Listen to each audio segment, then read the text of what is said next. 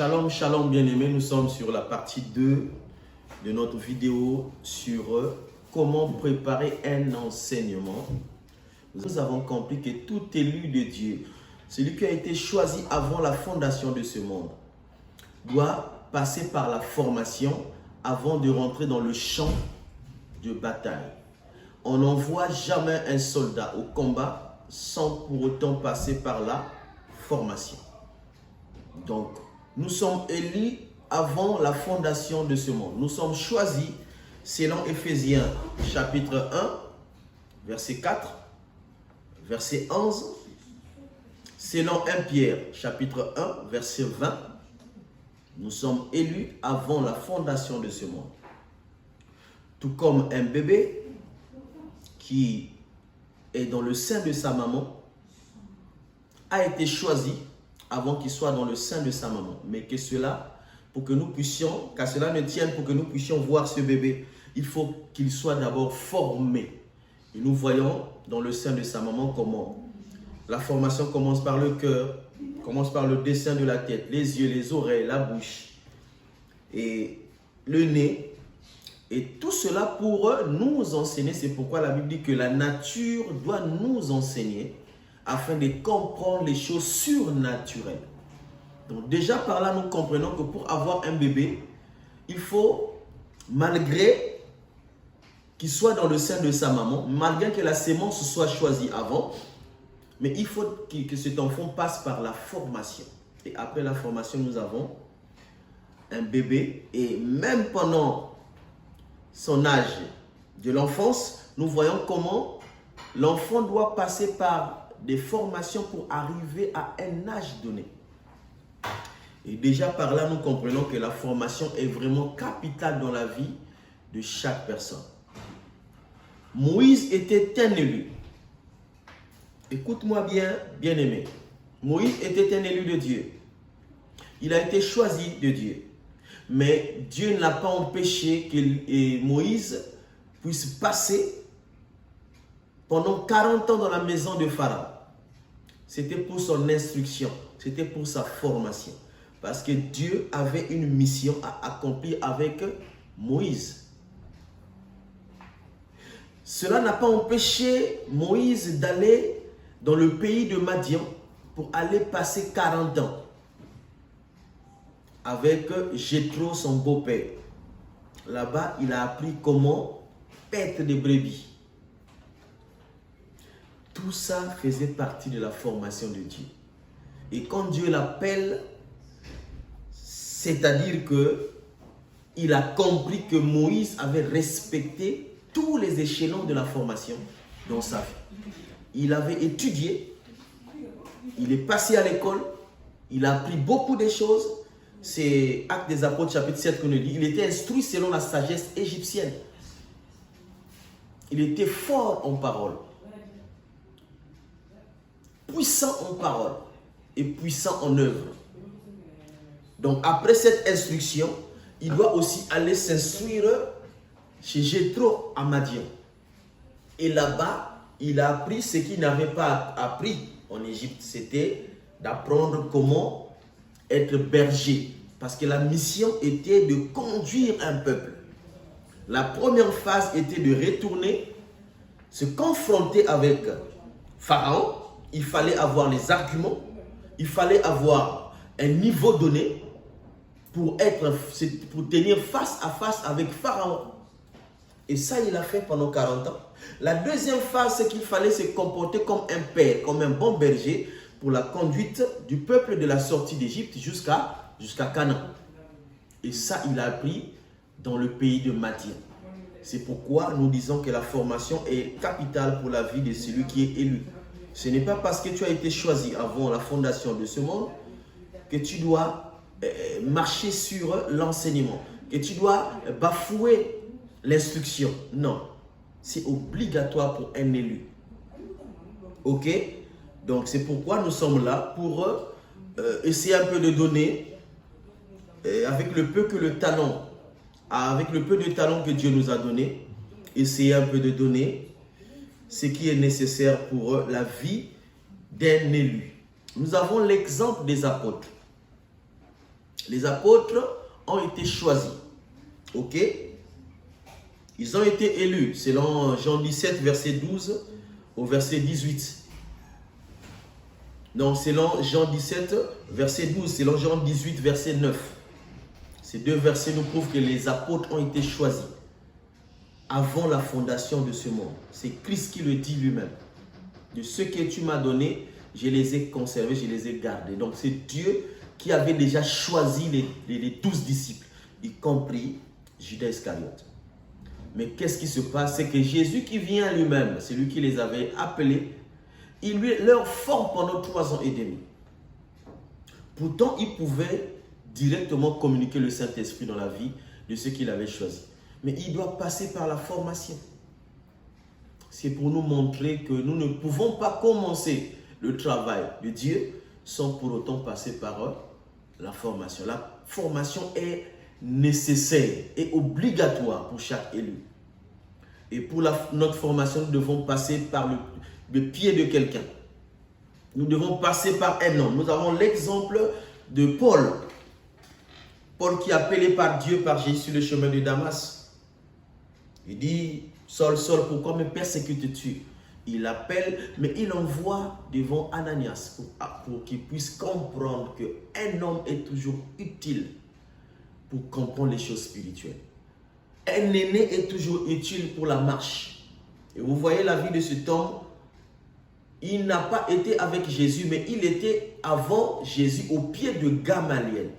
Il avait appris le Ténat juif, il avait appris la Torah, il avait appris toute la loi de Dieu. C'est ce qui lui permettait d'aller exécuter les disciples, parce qu'il avait la connaissance de la parole de Dieu. Il avait connaissance de la loi de Dieu. Et quand Dieu l'appelle, en fait, c'est juste un rappel. Il avait la loi. Et il fallait lui donner la révélation, le vrai sens de la loi. Il est passé par Ananias. Ananias a prié pour lui. Et voilà, nous avons Paul qui avait commencé son ministère. Et c'est pour nous faire comprendre qu'aujourd'hui, nous ne pouvons pas passer à côté de la formation. Nous avons l'exemple de Jésus. Il arrive dans ce monde, mais avant qu'il arrive, on parle du précurseur qui est Jean-Baptiste, qui vient pour préparer son chemin, pour préparer les cœurs des enfants vers les pères des pères vers les enfants, ses enfants. C'est Jean-Baptiste qui fait ce travail. Et lui, il vient pour poser l'enseignement après le baptême d'eau. Ok? Donc, cela nous permettra de comprendre qu'un appelé doit d'abord écouter la parole de Dieu, bien qu'il soit appelé. Un appelé doit passer par les eaux des baptêmes. Un appelé doit être baptisé du Saint-Esprit. Et un appelé doit suivre la formation. Un enseignant, et plutôt un appelé doit suivre la marche que Jésus a mis à notre disposition. Et pour cela, j'ai dit tout à l'heure, il faut toujours être au pied de quelqu'un. Est-ce qu'on peut lire le livre des Actes des Apôtres, chapitre 2, du verset 37 au verset 44? Juste ouvrir un point. Après avoir entendu ce discours, ils eurent le cœur vivement touché. Après avoir entendu ces discours, c'est Pierre qui est en train de parler, après la Pentecôte. Oui. Après avoir entendu ce discours, ils eurent le cœur vivement touché. Ils dirent à Pierre et aux autres apôtres, Hommes, frères, que ferons-nous? Que ferons-nous? Pierre leur dit, répentez-vous et que chacun de vous soit baptisé au nom de Jésus. Répentez-vous et que chacun de vous soit baptisé au nom de Jésus-Christ. Pour le pardon de vos péchés. Pour le pardon de vos péchés. Attention, ne confondez pas, qu'il n'y ait pas de l'amalgame entre ce verset et le verset de Matthieu, chapitre 28, de 19 à 20. Soyez baptisés au nom du Père, du Fils et du Saint-Esprit. C'est la même personne. Ce verset veut dire la même chose. Donc, ils sont en harmonie avec Actes des Apôtres, chapitre 2. Le baptême, c'est au nom de Jésus. Jésus qui est lui-même le Père, Jésus qui est lui-même le Saint-Esprit. Donc, quand nous baptisons au nom de Jésus-Christ de Nazareth. Voilà, ça ne veut pas dire qu'il y a 3 personnes, c'est une seule personne. Et nous savons que selon Hébreux 1, à partir du premier verset, Dieu, après avoir parlé à plusieurs reprises à nos pères par les prophètes, le dernier temps, Dieu a parlé par le Fils, qui est l'image, le reflet de la gloire de Dieu. Donc quand nous baptisons au nom de celui qui nous a été envoyé au dernier temps que nous vivons. Le temps de la grâce a été inauguré par cette même personne qui est la personne de Jésus-Christ de Nazareth. Continue, frère. Et vous recevrez le don du Saint-Esprit. Et vous recevrez le don du Saint-Esprit. Verset 39, car la promesse est pour vous, pour vos enfants et pour tous ceux qui sont au loin et aussi grand nombre dans le Seigneur. Donc la promesse c'est quoi? C'est tout ce qui a été promis, c'est tout ce qui a été arrêté avant la fondation de ce monde. Dieu avait promis, Dieu avait programmé, comme je l'avais dit entre-temps, que nous sommes comme dans un film en rediffusion, que Dieu lui-même connaît le début et la fin. Pour nous, nous sommes dans le présent aujourd'hui. Mais pour Dieu, nous sommes dans le passé. Ok? Dieu connaît notre passé, Dieu connaît notre futur, Dieu connaît notre présent. Et nous voyons aujourd'hui, pour Dieu, c'était déjà passé. Il est en train de revoir le film que lui-même, il avait déjà réalisé. Vas-y, frère. Verset 40, et par plusieurs autres paroles, il les conjurait et les exhortait, disant, sauvez-vous de cette génération perverse. Ceux qui acceptèrent sa parole furent baptisés, et en ce jour-là, le nombre des disciples augmenta d'environ 3000 âmes. Ils persévéraient dans l'enseignement des apôtres, dans la communion fraternelle, dans la fraction du... Arrête-toi là, frère. Ils persévéraient, j'ai aimé ça, c'est le premier mot. Après la conversion, après le baptême, ils persévéraient dans l'enseignement. Ils ne persévéraient pas dans l'exhortation ni dans la prédication. C'était juste pour mentionner un verset pour être en accord avec les écrits. Parce que nous ne voulons pas sortir de la pensée de qui que ce soit. Et nous voulons rester, interpréter la parole telle que ça a été dite. Donc, c'est pour nous dire que l'enseignement fait partie de tous ceux-là qui ont la promesse de Dieu. Il a dit que cette promesse est pour vous, pour vos enfants et pour tous ceux qui sont de loin. La promesse, c'est ce que Dieu avait dessiné pour toi, mon frère, ma soeur. Dieu a gardé des bonnes choses pour toi. Il a gardé un vin nouveau pour toi. Il a gardé la pluie de l'arrière-saison pour toi. Mais qu'à cela ne tienne, il faut passer par la formation. Il faut persévérer dans l'enseignement. Les apôtres, ce sont ceux qui ont posé le fondement. Les premiers à poser le fondement. Et moi et toi, nous sommes là pour rappeler le fondement qui a été posé et peut-être ajouter une pierre sur l'édifice. Que Dieu vous bénisse. Donc, je disais qu'il faut toujours être au pied d'une personne pendant que nous sommes en formation ou bien en enseignement. Nous avons 2 Timothée chapitre 2 verset 15 pour rentrer dans le vif du sujet. Est-ce qu'on peut lire ce passage? 2 Timothée chapitre 2 verset 15. Oui. Efforce-toi de te présenter devant Dieu comme un homme éprouvé, un ouvrier qui n'a point à rougir, qui dispense droitement la parole de la vérité. Yes. Évite les discours vains et profanes, car ceux qui les tiennent avanceront toujours plus dans l'impiété. Yes. Et leur parole rangera comme la grande guerre. Yes. Je vais répéter, c'est juste le verset 15. Donc, le verset dit ceci, c'est dans 2 Timothée chapitre 2, verset 15. Là, il dit, efforce-toi de te présenter devant Dieu comme un homme éprouvé, un ouvrier qui n'a point à rougir, qui dispense droitement la parole de vérité. Applique-toi à rester irréprochable. Pardon, là c'est la version Alfred Quinn. Oui. Applique-toi à rester irréprochable. Applique-toi à rester irréprochable. Que ton ambition soit de pouvoir te présenter devant Dieu. Que ton ambition soit de pouvoir se présenter devant Dieu. En homme digne d'approbation. En homme digne d'approbation.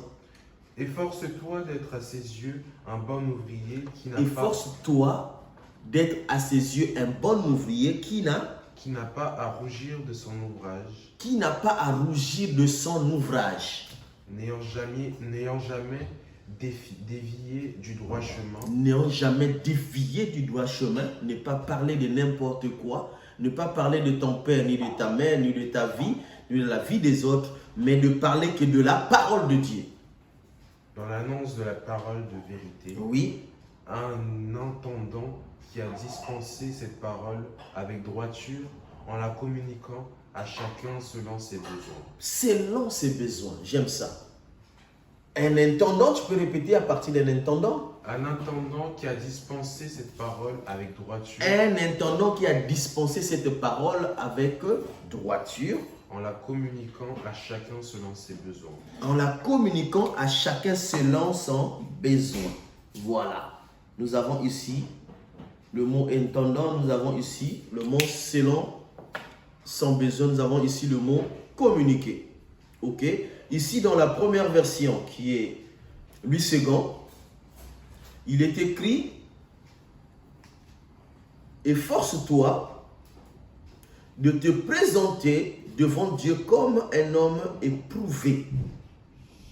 Éprouvé ici, c'est un homme qui a déjà traversé l'étape des épreuves. C'est-à-dire qu'un homme déjà qui est aux yeux de Dieu, un homme censé être droit.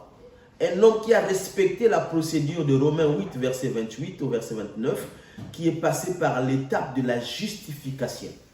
Un homme éprouvé. Un homme qui est passé par plusieurs épreuves. Parce que l'homme ne peut que dire ce qu'il a entendu. L'homme ne peut que dire ce qu'il a écouté. L'homme ne peut que dire ce qu'il a vécu, n'est-ce pas? Amen. Ok. Donc, c'est ce qu'il est en train de vouloir nous dire. Et un ouvrier qui n'a point à rougir et qui dispense droitement la parole de vérité. Ici, le mot dispenser, c'est important de l'expliquer. En grec, c'est orthotomeo, qui veut dire dispense droitement la vérité, qui est la parole de Dieu. Qui veut dire distribuer, donner à chacun selon sa faim. Nous croyons à la parole parce que ceux qui ont écrit la parole étaient nets, ils sont passés par des épreuves. Et quand ils nous présentent la parole, nous pouvons croire que ce qu'il dit est vrai. Et nous aussi, pour interpréter cette parole, c'est ce que Paul est en train de dire à Timothée, son fils, dans la foi. Que toi aussi, pour dispenser, il faut que tu sois un homme qui aussi, à son tour, est passé par des épreuves. Et qu'aujourd'hui peut présenter la parole de Dieu selon le degré, selon la grandeur, selon la profondeur des épreuves que tu as traversées. Ok? Voilà. Donc, nous avons le mot orthotomé. Comprenez bien. Ici, nous allons nous baser sur ce verset pour expliquer comment Dieu est sévère pour celui qui dispense, pour celui qui prêche, pour celui qui exhorte, pour celui qui enseigne. Comment Paul martèle sur son fils. Ok? Amen. Et nous avons quelques détails. Par exemple, nous avons, pour dispenser, pour bien dispenser un enseignement, une exhortation ou une prédication, il faut d'abord être un témoin. À souligner, un témoin. Un témoin, c'est celui qui a vu et qui a entendu. Et qui aussi, à son tour, soit capable d'interpréter ce qu'il a vu et ce qu'il a entendu. Nous avons lu dans la première vidéo combien Marie et les autres sont allés voir la tombe de Jésus qui était vide, ont constaté, ils ont vu et ils ont entendu et ils ont rapporté les faits exactement comme elles avaient appris. Elles ont interprété exactement ce qu'elles avaient appris à la tombe aux 11 et aux autres disciples, n'est-ce pas? Amen. Donc, pour bien dispenser l'enseignement, il faut être témoin. Ok? Il faut être témoin d'abord. Il faut connaître.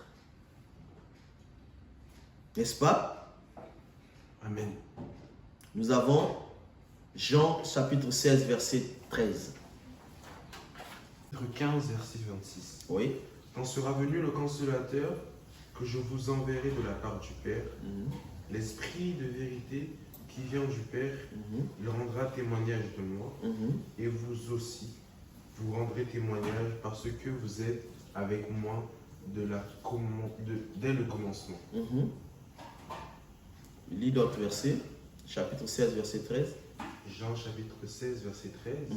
Quand le consolateur sera venu, l'esprit de vérité, il vous conduira dans la vérité, car il ne parlera pas de lui-même, il dira tout ce qu'il aura entendu. Amen. Amen. Ça, c'est la parole de Dieu. Ça, c'est Christ qui promet le Saint-Esprit. Ici, je disais, pour communiquer, bien dispenser la parole de Dieu, droitement, il faut être témoin, il faut être inspiré. C'est important, on peut être témoin, mais la Bible dit que c'est poussé par le Saint-Esprit que les hommes ont parlé de sa part. Tu peux être témoin et mal interpréter la parole de Dieu. Tu peux lire la Bible de la Genèse à Apocalypse. Si tu n'as pas l'inspiration, tu peux communiquer la mort, tu peux donner une mauvaise interprétation à ceux qui te suivent, n'est-ce pas? Donc, non seulement tu dois être témoin, tu dois être inspiré de Dieu. Le Saint-Esprit doit en toi parler, te communiquer la vérité qui est cachée, parce que je crois que derrière chaque verset, il y a une vérité, il y a un côté spirituel qui est caché. Et ça, c'est le côté spirituel qui doit être révélé à l'homme qui donne l'enseignement. Ok? Parce que le but de l'enseignement, c'est de dire exactement ce que l'autre a dit. Et les autres qui ont dit, ce sont les apôtres qui ont été témoins de ce qui s'est passé. Ok? Et nous avons ces deux versets-là. Et nous n'utilisons pas le pupitre, nous n'utilisons pas la chair pour venir parler de nous. Nous n'utilisons pas la chair pour venir parler de notre famille. Nous n'utilisons pas la chair pour venir parler des autres. Nous n'utilisons pas la chair pour venir régler les comptes aux autres. Mais nous utilisons la chair pour donner la parole de Dieu. N'est-ce pas? Seulement la parole de Dieu. Et là, il y a un conseil à donner. Tu as un problème avec ton frère, ta soeur. Va vers ton frère, va vers ta soeur. Règle le problème avec lui. Ne viens pas le régler devant la chair. Parce que la chair est chère pour des hommes chers comme Christ. Donc, quand nous nous tenons devant la chair, devant le pupitre, c'est pour communiquer la vie. C'est pour annoncer la bonne nouvelle. Ok? Et comment dispenser droitement la vérité? Nous avons quelques conseils. Ou bien comment distribuer selon sa fin. Notons le premier point. Il faut dire ce que la Bible dit. Donc interpréter ce que la Bible a dit. Il y a des hommes et des femmes qui lisent la Bible mais qui ne comprennent pas. Le rôle d'un enseignant, c'est de prendre ce qui est écrit et qui n'est pas accessible aux autres, de rendre accessible ce qui est inaccessible. Donc faire comprendre, même aux plus petits dans la salle qui suit, la pensée de la Bible. C'est ça le rôle d'un enseignant. Ok? Pas autre chose que ce que tu as compris. C'est pourquoi il est important de passer beaucoup de temps à lire sur un verset, sur un texte. Il faut comprendre le contexte. N'utilisez pas souvent les versets bibliques seulement, mais il faut d'abord comprendre le contexte, lire l'histoire, comprendre la pensée de celui qui a écrit. Le résultat peut être au début d'un chapitre, tout comme ça peut être à la fin d'un chapitre. Ne restons pas sur les versets. Il est écrit, frappez, l'on t'ouvrira, demandez, l'on te donnera. Mais pourquoi il a écrit? Il faut chercher à comprendre. En lisant tous les chapitres, en s'interrogeant, on peut avoir la pensée de Matthieu et aussi communiquer tel qu'il a dit. Ok? Ah, c'est le premier point. Le deuxième point, nous avons l'exemple, par exemple, de prendre assez du temps de lire et relire la Bible. Nous avons Josué 1, verset 8. Que ce livre de la loi ne s'éloigne point de ta bouche, médite-le jour et nuit, afin que. Donc, il faut beaucoup lire. Il faut beaucoup relire. Ne passe pas à une autre histoire si tu n'as pas compris la première histoire. Ne prêche pas dans un domaine où tu n'as pas encore compris. Il faut parler sur un domaine que tu as bien maîtrisé et que tu sais que quand tu donnes, tu as vraiment éprouvé cette pensée en écoutant plusieurs prédicateurs, en écoutant plusieurs enseignants, en s'interrogeant devant son père spirituel dans la foi, et on peut se rendre compte que ce que nous avons composé est vrai. Et c'est en ce moment-là qu'on peut se permettre de venir donner la sémence devant plusieurs personnes. Parce que nous pouvons communiquer la mort, tout comme nous pouvons communiquer la vie. Ok? Amen. Nous devons connaître l'auteur. C'est lui qui a écrit la pensée que nous lisons ou que nous étudions. C'est très important. Connaître l'auteur, c'est-à-dire que c'est lui qui a écrit. Ok?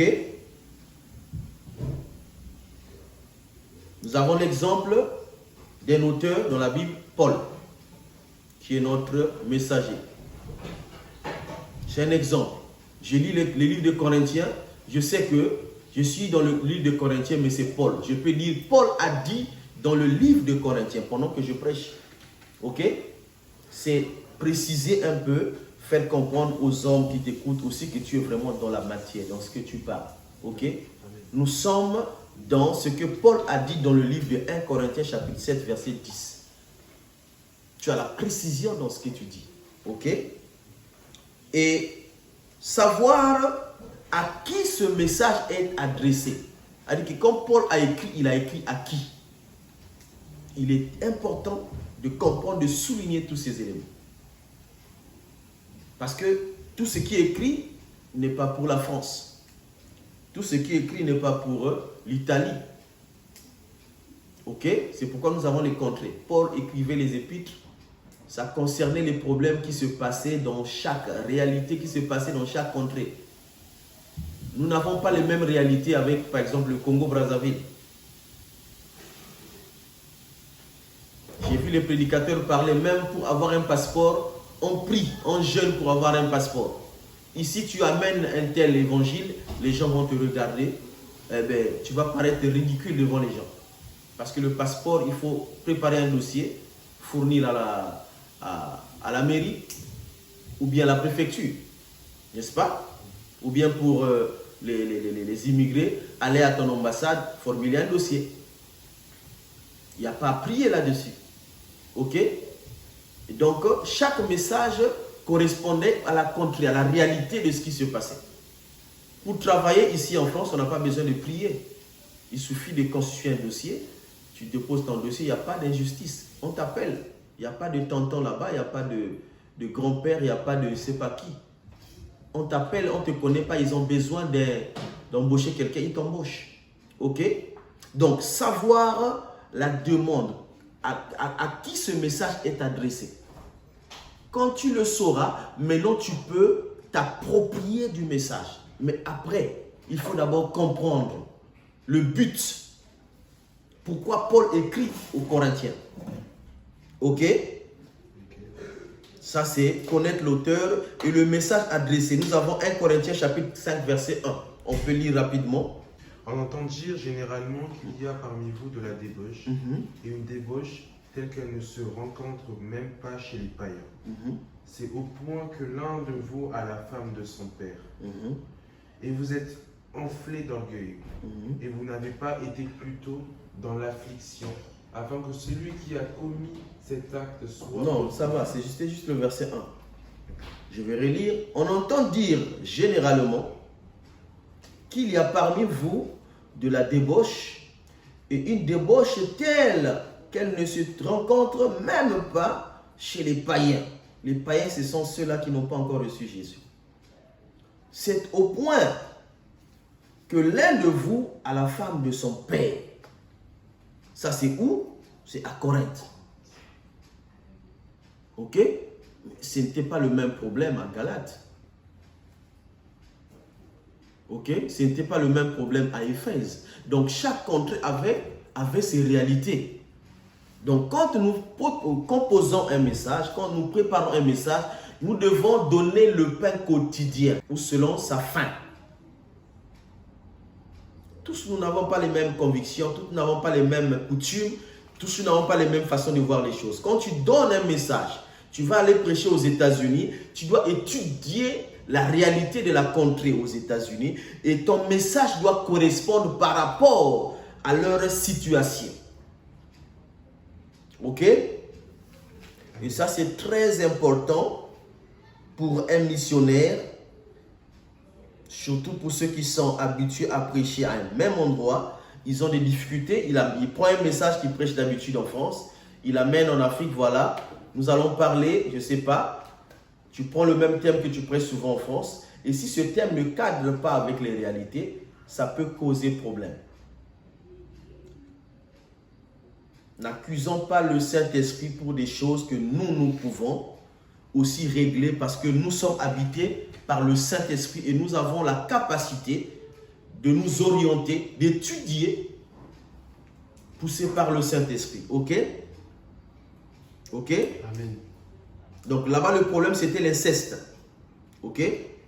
À Corinthe, là-bas, le problème, c'était l'inceste. Ce n'est pas le problème dans toutes les contrées. Et il y a aussi un point, il faut connaître ceux qui reçoivent cette parole.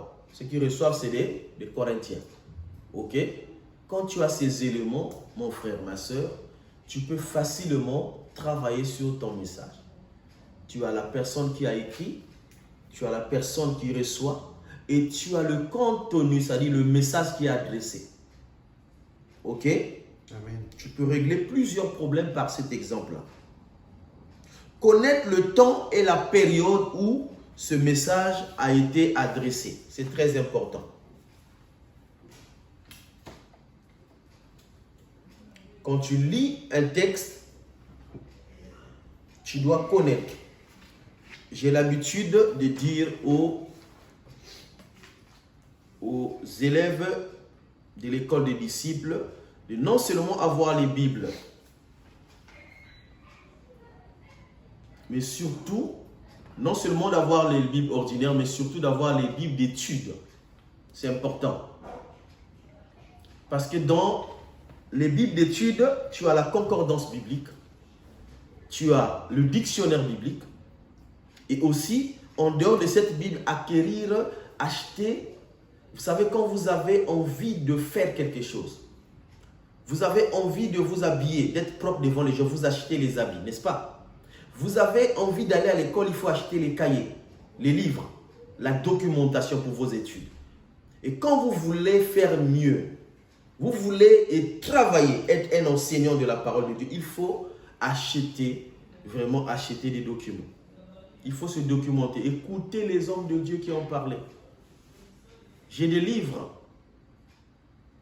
Vous voyez, j'ai pas mal de livres là-bas dans la bibliothèque. C'est des auteurs. Quand j'écoute, je sens que celui-là dit des grandes choses. J'achète son livre et je lis. Ça veut dire que la connaissance qu'il a, le travail qu'il a fait pendant 10 ans, je peux l'acquérir en une semaine si je me concentre à lire ce qu'il a écrit. Ok? Amen. Donc, il faut beaucoup acquérir. Vous avez ici, quand vous avez le chapitre de Corinthe, par exemple de 1 Corinthiens, vous avez au début un commentaire. Vous avez le nom de l'auteur et vous avez la pensée. Déjà, on vous introduit. Avant de rentrer dans les versets bibliques, vous avez la pensée générale de tous les chapitres. Ce n'est pas pour rien. Il faut lire cette pensée. Si vous voulez avoir comme texte de base Corinthiens, il faut lire tout ça. Comprendre l'orientation de Paul dans la contrée de Corinthe. C'est très important. Ça va vous ouvrir dans beaucoup de choses. Ok?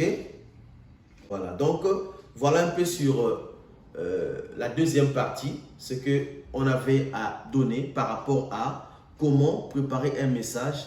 Je vais m'arrêter là pour continuer à faire la troisième et la dernière vidéo que nous allons